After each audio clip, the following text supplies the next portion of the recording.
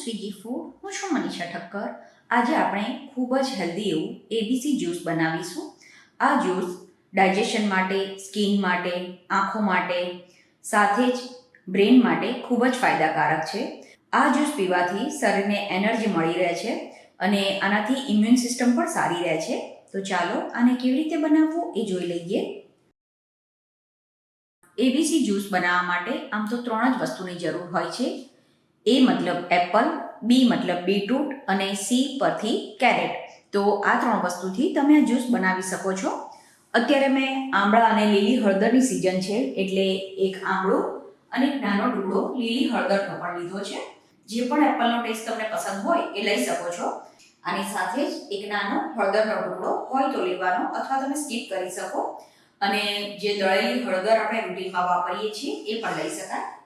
આની સાથે એક મીડિયમ સાઇઝનું ગાજર લેવાનું. અત્યારે લાલ ગાજર મળે છે એટલે લાલ ગાજર લીધા છે. શિયાળા સિવાય જો આ જ્યુસ બનાવવું હોય તો ઓરેન્જ ગાજર લેવાના. આની સાથે જ અડધું બીટ લેવાનો અને એક મીડિયમ સાઇઝનું આમળું લીધું છે. તો એપલને છોલવાનું નથી, એને ધોઈને કપડાથી લૂછી લેવાનું અને છાલ સાથે જ આને સમારવાનું છે. ગાજરને આપણે ધોઈને કપડાથી લૂછીને પછી છોલી લેવાનું છે. બીટને પણ આપણે ધોઈને લૂછીને પછી છોલી લેવાનું. હળદરને પણ છોલીને પછી સમારવાની છે. જે આમળું લીધું છે એને ધોઈને લૂછીને સમારવાનું. આને હવે એક બ્લેન્ડર જારમાં લઈ લેવાનું. પછી આમાં 2 ગ્લાસ પાણી ઉમેરવાનું છે. પછી આ બધી વસ્તુને સરસ રીતે બ્લેન્ડ કરી દેવાની. આ જ્યુસના બધા હેલ્થ બેનિફિટ મેં ડિસ્ક્રિપ્શન બોક્સમાં પણ લખ્યા છે. તો ડિસ્ક્રિપ્શન બોક્સ ચેક કરવાથી તમને આની પૂરી ડિટેલ જોવા મળી જશે.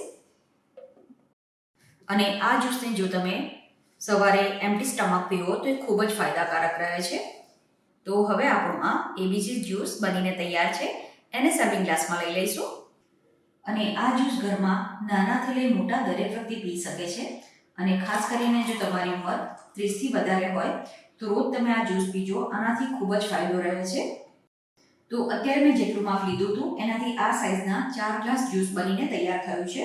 તો તમે જો મોટા ગ્લાસ લેતા હોય તો 2 ગ્લાસ જ્યુસ બનશે. અને આ સાઇઝના જો ગ્લાસ લીધા હશે તો 4 ગ્લાસ જ્યુસ બનીને તૈયાર થશે.